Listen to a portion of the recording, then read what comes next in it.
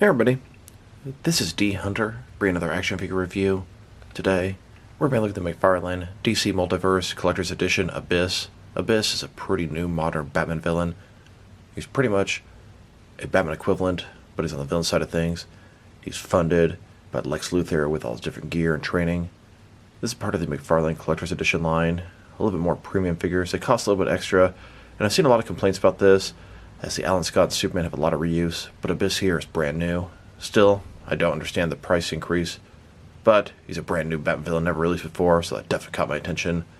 He's the only figure from the wave I have so far. I got this guy from Big Bad Toy Store, but I have the bundle also coming from the McFarlane Toy Store. So, let's check out the packaging.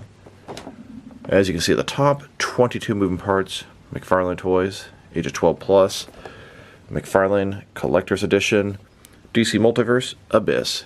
Here he's in the package. Looks like he has a scythe, a display stand, collector's card, and a display stand for the collector's card. One side of the package, McFarlane Collector's Edition Abyss from Batman vs. Abyss. This is the third figure in the collector's line. I have the other two on the way.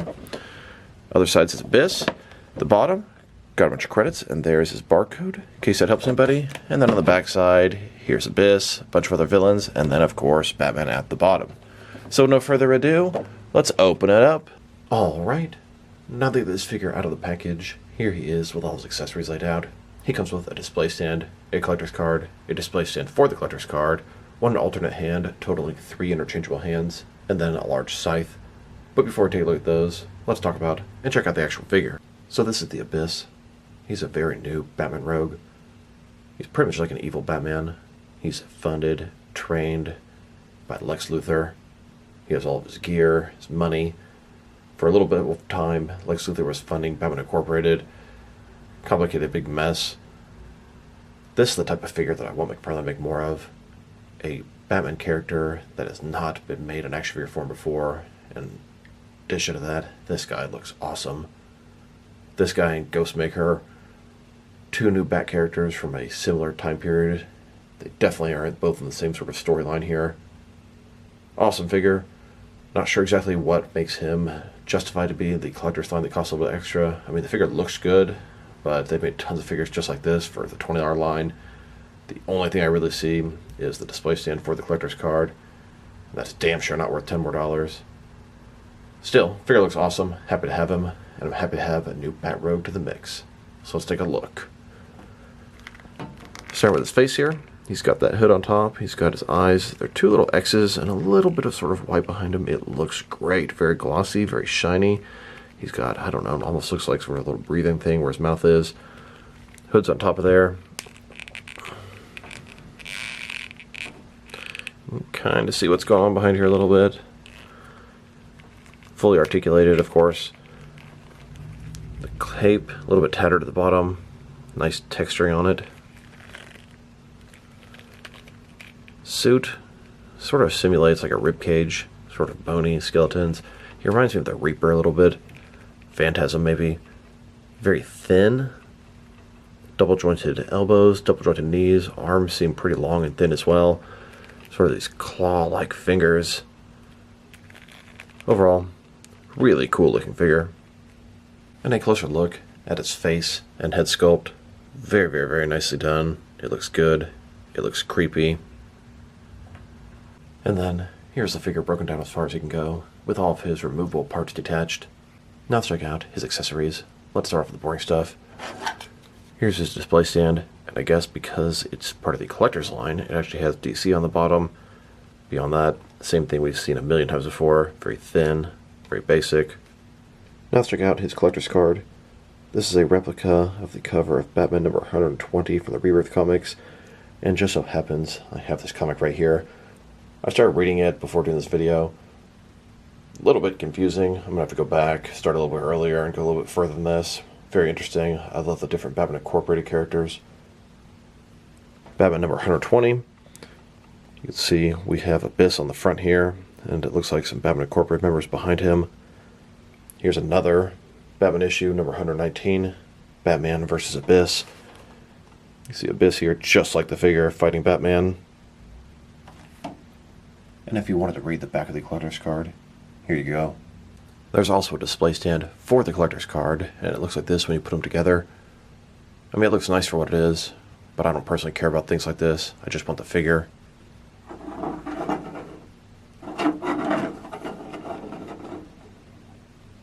Now let's check out his hands. He has a total of 3 of them. 1 right hand and 2 left hands. Here he is with his first pair of hands. These are his gripping hands. These are going to allow him to hold his scythe. Man, his arms just look really long, and so does his torso. And then he has an alternate left hand. This looks like sort of a grabbing or clawing hand.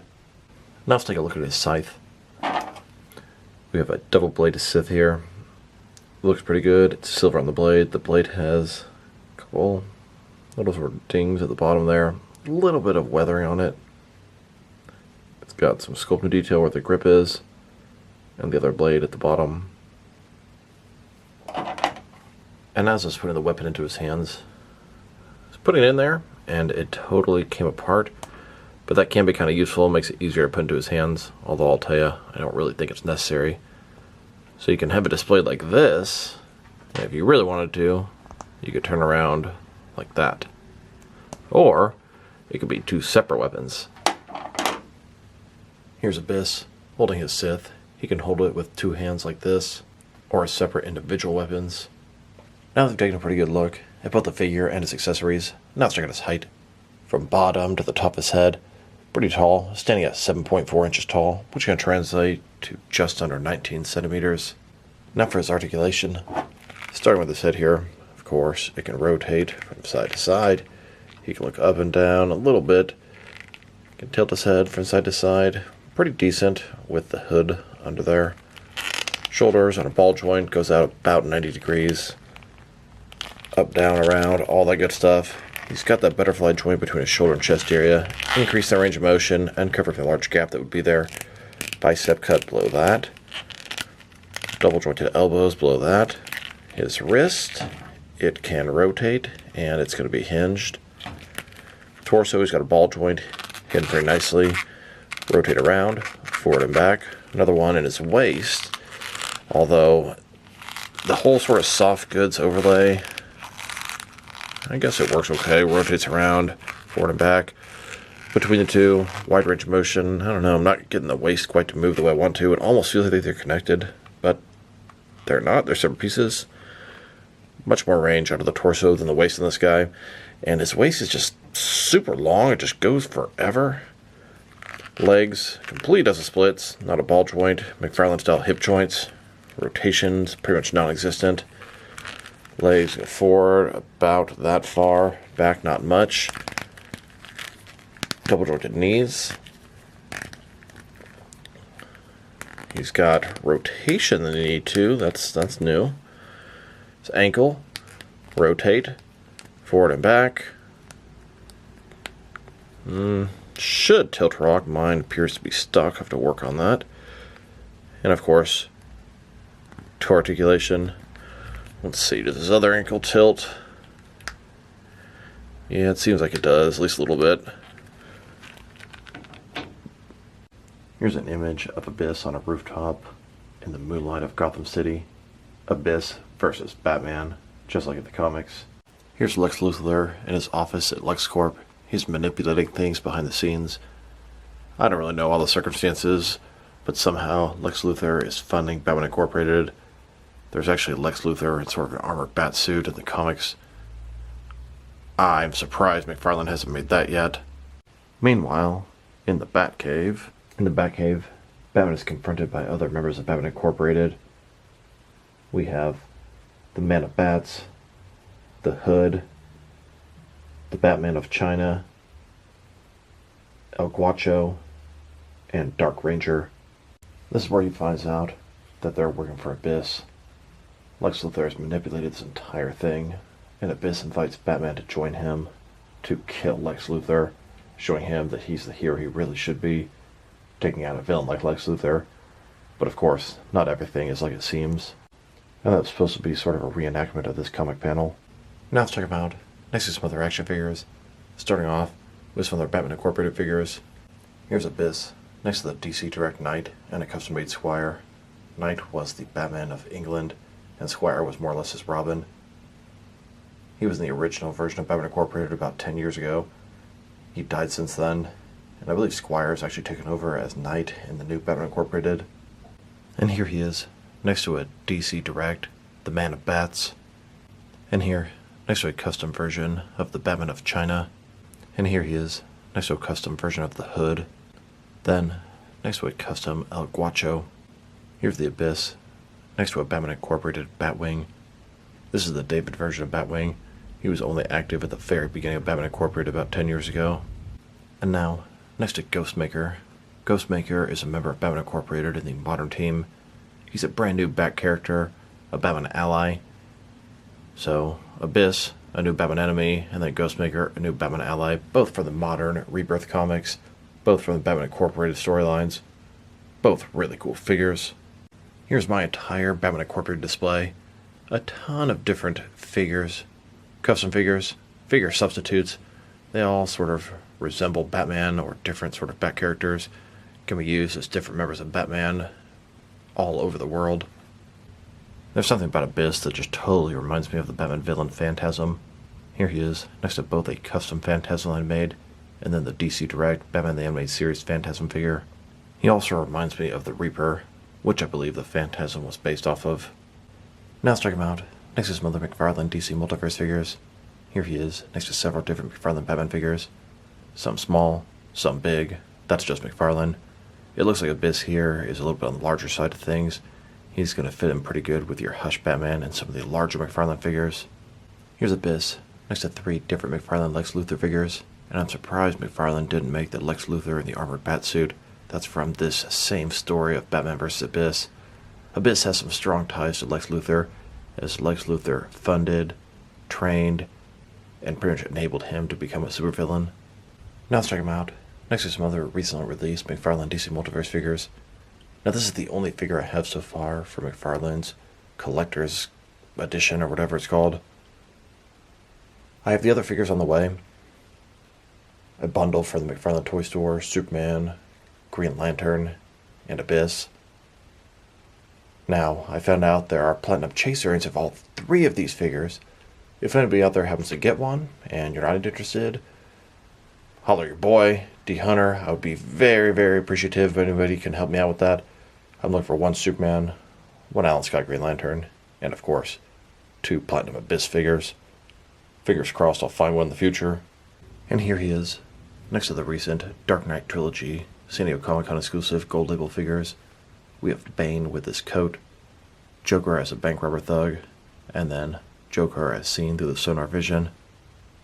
Then, next to some more San Diego Comic-Con exclusive figures, we have the 85th anniversary Superman, the 30th anniversary Nightfall Batman, the Page Puncher sketch Mr. Freeze, and the Dark Knight's Metal Alan Scott Dread Lantern. Then, next to the Blue Beetle movie wave, we've got the regular Blue Beetle, the Battle Mode Blue Beetle, and Carapace. And now, with some McFarlane Toys Store exclusive figures, we have Superman as Unchained Armor, the Patina variant, Catman, Dick Grayson Robin, and Kyle Rayner Blue Lantern. Next, let's check them out with some Target exclusive gold label figures. Here's Abyss, next to Superman vs. Doomsday 2-pack. And here he is, next to some Target exclusive Jokerized figures. Then, with even more Target exclusive figures, we have the Sinestro Corps Batman, Ted Corps Blue Beetle, Flash War Impulse, and Deadman. And now, with the Target exclusive Flashpoint Wave, Flashpoint Aquaman, Project Superman, and Flash himself. Here's Abyss, next to the Injustice 2 3-pack, Batman, Supergirl, and Dr. Fate. And here he is, with some recent Walmart exclusive gold label figures. We have the Vampire Joker, Batman and Superman, Captain Atom, Beast Boy, and Eradicator. Then, next to the goofy head sculpt Rebirth Superman vs. Ultraman 2-pack. And now, next to the most recent Batman wave, we have the Nightfall Batman, the Batman Incorporated Batwing, and the Batman Reborn Two-Faces Batman. Here's Abyss, next to the Big Bad Toy Store exclusive black and white accent Superman and Flash. And here he is, next to the 5th wave of Page Punchers. This is a Batman-themed wave, fighting the Frozen. We have Batman, Robin, Batgirl, and Mr. Freeze. There's a Platinum Chase variant of Batgirl out there. I'm on the hunt for her. If anybody knows where I can get one, drop me a line in the comments below. And finally, next to the most recent Build-A-Figure wave, this is the Titans wave, Collect-A-Build Beast Boy. Now let's check them out, next to some action figures from different various companies, so we can see how he fits in both scale and style-wise, in case you don't know which lines you can mix him with. Since he's a McFarlane toy, they're typically the 7-inch scale. I'm going to start off my comparisons with some of the larger action figure lines I collect and work way smaller. But first, let's check him out with some of his McFarlane Toys brothers. In front of you are 5 different action figure lines, all from McFarlane Toys, all 7-inch scale. Then, with some more McFarlane Toys, these are from different various video game properties. And now, with some Jack-specific wrestling figures, here's the Abyss, next to a canister of Parmesan cheese. And here he is, next to some DST or Devon Select toys. Then, with some DC Direct and DC Collectibles figures. And here he is, standing with some NECA figures. Then, with some Mattel wrestling figures. And now, with some Jazzwares AEW wrestlers. And here he is, next to some Mezco 112 collective figures. Then, with some Mattel DC Universe Classics and Multiverse figures. And here he is, with some Mafex figures. Then, with some Hasbro Marvel Legends. And here he is, next to some SH Figure Arts action figures. And finally, next to some Jazzwares Fortnite figures. So overall, he's a really cool figure. He looks really cool. The texture on his suit is nice. The accessories are cool. The fact that you can change the sight to 2 different pieces is cool. The only thing that sort of bothers me about him, his torso just seems way too long, and so do his arms. I haven't fully read all the story, but I don't think there's any reason that he should be sort of contorted like that. Maybe I'm wrong. Just doesn't quite look right in the sort of mid-torso area. Just way too long. I don't know. What do you guys think? Is it just me? Or does it look kind of weird? That being said, articulation's pretty good. Having a little trouble with the ankles there. Sculpt and paint job, excellent. Accessories, very cool. If I were to rate this guy, I'm going to give him an 8 out of 10. I'd probably give him a little bit higher if the torso wasn't bothering me so much, but it's definitely something I'm having trouble unseeing. Still, really happy to have this figure. I want more of stuff like this from McFarlane Toys. Normal, modern Batman villains and allies, and not weird Dark Knight's Metal stuff, Joker Dragon, etc. I mean, that stuff is cool for what it is, but I want some of the more regular versions, and especially characters that haven't made before. That is what really strikes my fancy. So far, the ones I can think of, Ghostmaker, The Signal, Abyss, and there's probably others I'm forgetting. Those are what I'm talking about. Characters that haven't been made before and are their normal modern looks. So this is D Hunter. Thank you guys for watching this video. If you liked the video, press like below. If you have anything you want to say with the video, add to the comment section. If you want to see additional action figure reviews from me, press subscribe. I do appreciate when you do that. Once again, this is D Hunter. Thank you guys for watching this video, and I'll talk to you guys real soon.